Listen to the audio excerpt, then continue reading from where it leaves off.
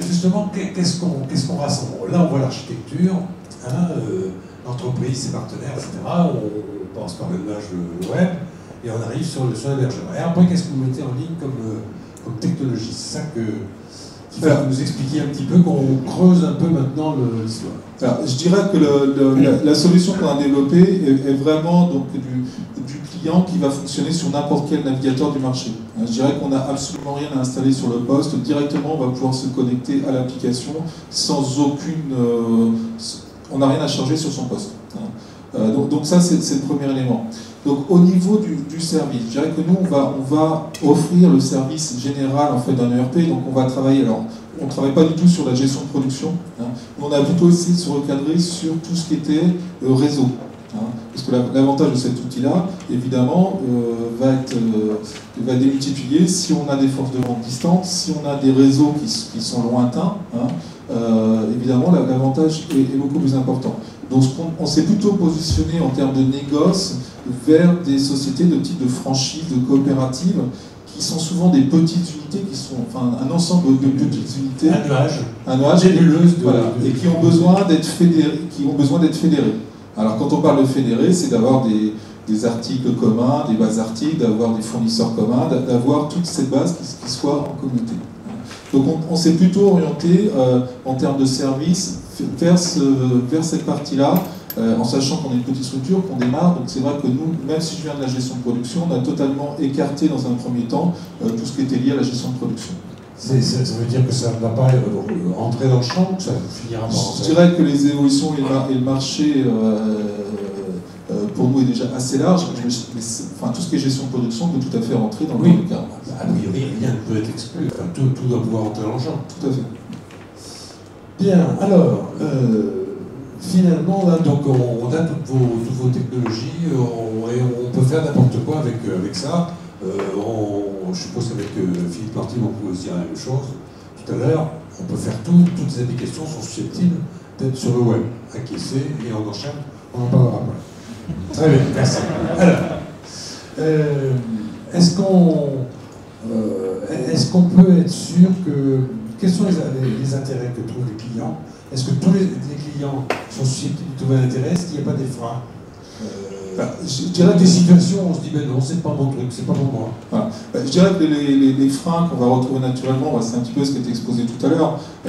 C'est vrai, il y a des freins culturels de dire l'information, on va pas la mettre ailleurs, c'est-à-dire qu'on va pas la mettre en hébergement ailleurs. Ça c'est de la psychologie, on sait que ça se détend, que ça. Voilà. Ça alors, et j'ai de vrais freins, des choses bien fondamentales qui sont objectivables. Je dirais qu'au niveau des freins, on va retrouver des notions d'investissement. C'est-à-dire que tout simplement, des gens qui viennent de faire un investissement récent, de mettre un hébergement, c'est comme si vous achetez votre voiture et puis 3 mois après, vous dites que vous la mettez en location, ils vont payer une location derrière. Ça peut être un frein quand même important. Si quelqu'un investit dans du nouveau matériel qui vient de faire, ça va être plus compliqué de le faire. Le contrôleur de gestion sanctionne. Voilà, tout à fait. Si l'investissement est vraiment récent, il ne va pas partir sur location parce qu'on sait très bien que le matériel à ce moment-là n'aura pas de cotation. Donc ça, je pense que c'est un frein important. Également, si l'investissement en termes de logiciel est récent, c'est-à-dire que s'il y a un investissement du logiciel qui vient d'être effectué, il aura bien entendu pas envie de partir sur une autre forme de solution. Je dirais qu'à contrario, on va être beaucoup plus positif sur des structures qui sont en extension. Alors je parlais des notions de franchise, ça c'est vraiment un marché important parce qu'il y a certaines franchises qui ont des développements très importants, qui vont ouvrir 1, 2, 3 magasins par mois qui vont être très très rapides. Donc là évidemment c'est une solution qui est intéressante, surtout qu'on a un abonnement mensuel, donc ça veut dire que la franchise elle ouvre à faire, l'investissement est très très limité, il suffit simplement d'un poste, on se connecte et si le magasin ferme... Et on est dans la gestion du temps réel, voilà, tout à fait. Donc il y a finalement tout ce qui est nébuleuse d'unité, tout ce qui est en expansion, donc tout ce qui est nuageux, là, on retrouverait au passage. Ça correspond bien. Voilà, tout à fait. Et puis on va retrouver toutes les problématiques également de force de vente distante, parce que là il est clair simplement avec un portable, avec une clé 3G, vous vous connectez, vous n'avez aucun problème. Donc je dirais aussi, on est tombé aussi sur des cas de sociétés qui souhaitaient équiper leur force de vente et qui avaient sur des solutions, pour ne pas les nommer, enfin concurrentes, hein, des ERP, qui avaient des coûts pour équiper leur force de vente qui étaient relativement importants. Hein. Donc là, c'est vrai qu'on arrive à des solutions beaucoup moins coûteuses. Donc la mobilité, finalement, elle s'insère dans ce cadre nébuleux dont je parlais tout à l'heure, hein, c'est ça. Tout à fait. Et la mobilité elle est de plus en plus particules fines, parce qu'on est sorti de l'ordinateur portable pour arriver pratiquement à la tablette dans la poche ou au portable lui-même. Tout à fait. Alors bon, la notion de tablette, elle est à mettre un petit peu, on parlait d'iPhone. Alors nous, on est très dans cette culture-là en termes d'ergonomie, hein, c'est-à-dire qu'on va travailler sur du tactile, on va travailler sur tous ces aspects-là. L'iPhone étant à mettre à part, parce qu'entre Microsoft et Apple, ça ne discute pas beaucoup et nos applications ne sont pas prêtes de fonctionner sur Apple. Hein. J'espère que bientôt on aura des tablettes qui seront compatibles. Hein. Ouais, elles sont en train de sortir là. Oui, c'est en train de sortir, et heureusement, c'est vrai que bon, Apple nous fait. Alors on est dans cette mouvement-là, mais il faut un petit peu de temps parce qu'on est quand même sur du Microsoft, donc ça ne dialogue pas trop à ce niveau. Mais par contre, on est totalement dans cette culture justement de tablette. Je vais juste prendre un exemple en fait de projet qu'on souhaite mettre en œuvre, par exemple. C'est tout simplement, par exemple, une activité de négoce. On voit des showrooms en fait qui ont présenté du carrelage, du sanitaire, etc.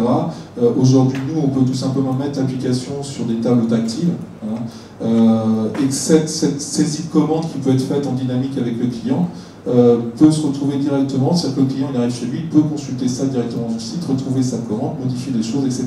Donc on est vraiment dans ce monde ouvert, c'est-à-dire à la fois très sur toutes les nouvelles technologies, et puis également totalement ouvert, c'est que le client il arrive chez lui, il sait ce qu'il a choisi. Hein, moi personnellement ça m'est arrivé, on a fait des choix, on arrive au soir, on ne sait plus trop ce qu'on a choisi, c'était bien ça. Il reprend son devis, il est capable de recommencer sa commande, etc. Il a les mêmes outils qui ont été présentés. Et ça, nativement, à partir d'un navigateur, il accède directement à cette Finalement, la question que je posais à Philippe Planty tout à l'heure, il y a une dimension, le client, qui va être un formidable aspirateur d'applis nouvelles. On va en parler ensemble, mais ça probablement oui. C'est-à-dire que l'application pour nous, nativement, elle va pouvoir être ouverte sur du B2B, sans aucun problème. Oui, mais quand je dis le client, moi c'est le client final. Alors, c'est le naturellement, B2C. Voilà, alors le B2C, alors, B2B, je dirais, quand vous prenez l'application, c'est ouvert, c'est présent. Le B2C, vous avez toujours une problématique de design et de présentation, je veux dire, de site intermédiaire, mais sinon l'application derrière est la même. Vous avez accès au même web service, au même fonctionnement. Oui, mais ça va drôlement s'affiner, parce que votre gars, il va pas vouloir simplement retrouver sa commande de carrelage, il va vouloir voir les carreaux dans sa maison. Donc il a une photo de sa maison, et puis il met les carreaux. Là. Alors ça, c'est des choses qui arrivent, je dirais, je pense que ça va venir. Bon, on peut rêver. Alors aujourd'hui, il y a des applications qui fonctionnent en 3D, en web, sans problème. Donc pas... Merci beaucoup, Pascal Subido. Arnaud Delmas, prenez donc un micro, prenez le même, parce qu'il fonctionne très bien. Et puis mettez-le sur le menton, à la pointe, comme ça. Bonsoir. Alors vous dirigez Dynamips Entreprise. On va régler ça en deux mots. Il y a deux Dynamips.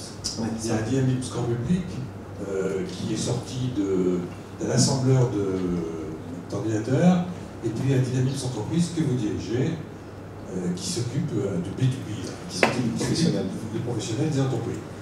Et alors je vous voyais de temps en temps, vous étiez admiratif de leurs deux histoires. Vous avez trouvé une autre solution beaucoup plus confortable, vous n'avez pas inventé le truc. On est très loin. Vous le vendez, c'est les outils Microsoft. Voilà. Alors, expliquez-nous ce que fait Dynamips Entreprise et en quoi Microsoft dans les nuages, c'est aussi le SaaS. Alors, effectivement, c'est une bonne précision parce qu'on a une certaine notoriété sur Nantes avec l'implantation du magasin depuis 92. Donc, je dirais, je pense que la plupart des personnes qui sont là connaissent le tout Dynamips. Moi je représente la partie professionnelle qui réalise aujourd'hui 70% en fait, du chiffre d'affaires de Dynamips. Donc la notoriété d'intégrateur, on est passé à une véritable société de service il y a à peu près 6 ans.